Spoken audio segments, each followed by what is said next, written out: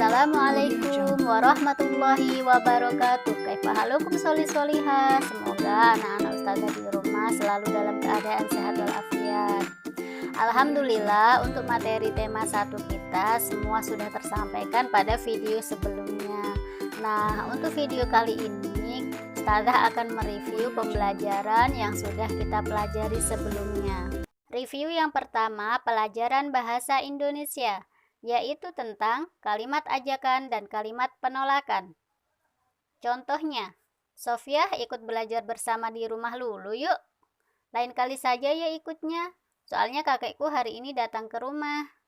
Iya, tidak apa-apa, Lulu mengerti. Contoh lainnya, Salman, ayo kita main sepak bola. Maaf Jono, aku tidak bisa ikut main, kakiku masih cedera. Oke Salman, semoga cedera kakimu lekas sembuh ya. Nah, coba solihah di rumah amati contoh tersebut. Untuk kalimat ajakan terdapat kata yuk dan kata ayo, serta terdapat tanda seru di akhir kalimat. Untuk kalimat penolakan terdapat kata lain kali saja ya dan kata maaf. Review yang kedua, pelajaran PPKN, yaitu tentang pengamalan sila ketiga, 4, dan 5. Contoh pengamalan sila ketiga, bekerja bakti membersihkan lingkungan, bermain tanpa melihat jenis dan warna kulit, bekerja sama atau kompak dalam tim sepak bola, dan lain-lain. Contoh pengamalan sila keempat, mengutamakan musyawarah untuk mufakat.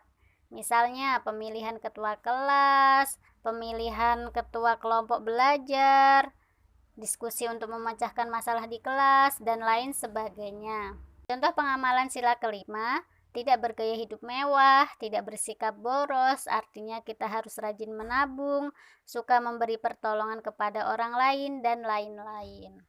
Review yang ketiga, pelajaran matematika, yaitu tentang hitungan campuran. Misalnya, 215 ditambah 143 dikurangi 235. Untuk mengerjakan soal ini, kita ada 2 tahap. Tahap yang pertama, kita hitung yang penjumlahannya terlebih dahulu, yaitu 215 ditambah 143. Kita jumlahkan dengan cara bersusun. 215 ditambah 143. Nah, anak-anak ustazah, selalu diingat ya, ketika kita menjumlahkan atau mengurangkan, kita mulai dari satuannya terlebih dahulu, yaitu 5 ditambah 3 sama dengan 8. Baru kita ke puluhannya. 1 ditambah 4 sama dengan 5. Dan yang terakhir kita hitung ratusannya. 2 ditambah 1 sama dengan 3. Maka hasilnya adalah 358. Nah, tahap kedua berarti 358 kita kurangkan dengan 235. 8 dikurangi 5 sama dengan 3. 5 dikurangi 3 sama dengan 2. 3 dikurangi 2 sama dengan 1. Hasilnya adalah 123. Nah, berarti hasil dari hitungan campuran 215 ditambah 143 dikurangi 235 adalah 123. Nah, anak-anak ustazah, sekarang ustazah punya soal cerita. Salman membawa 213 butir biji kacang hijau. Tigor memberikan 126 butir lagi ke Salman.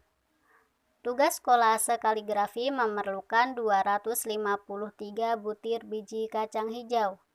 Berapa sisa biji kacang hijau Salman sekarang? Sekarang kita hitung keseluruhan biji kacang hijau yang dimiliki Salman, yaitu 213 ditambah 126. Biji kacang hijau yang digunakan untuk kolase sebanyak 253. Maka kita tulis 213 ditambah 126 dikurangi 253. Kita hitung penjumlahannya terlebih dahulu, yaitu 213 ditambah 126. 3 ditambah 6 sama dengan 9, 1 ditambah 2 sama dengan 3, 2 ditambah 1 sama dengan 3. Hasil dari 213 ditambah 126 sama dengan 339. Lalu kita kurangkan dengan 253. Yang pertama kita hitung satuannya terlebih dahulu. 9 dikurang 3 sama dengan 6. Lalu kita hitung puluhannya. 3 dikurangi 5. Karena nilai 3 lebih kecil dari 5, maka tidak bisa dikurangkan. Maka angka 3 pada puluhannya ini harus meminjam pada tempat ratusannya, yaitu angka 3 yang paling depan. Maka angka 3 kita coret, kita kurangi 1, maka menjadi angka 2. Lalu angka 1 kita letakkan di depan angka 3, maka menjadi 13. Kita tulis di atasnya saja ya anak-anak supaya kita mudah menghitungnya. Nah, sekarang 13 dikurangi 5 sama dengan 8. Ratusannya 2 dikurang 2 sama dengan 0. Berarti sisa biji kacang hijau yang dimiliki Salman sekarang adalah sebanyak 86 butir biji kacang hijau. Nah, anak-anak ustazah di rumah, hidup rukun dalam masyarakat harus kita jaga setiap waktu. Bagaimana caranya ustazah? Caranya kita bertegur sapa dengan teman dan tetangga, membiasakan mengucapkan salam bila bertemu dengan teman atau tetangga, ikut kerja bakti di lingkungan rumah. Sebagaimana firman Allah dalam surah Al-Hujurat ayat 10. Sesungguhnya orang-orang mukmin itu bersaudara. Karena itu damaikanlah antara kedua saudaramu yang berselisih dan bertakwalah kepada Allah agar kamu mendapatkan rahmat-Nya.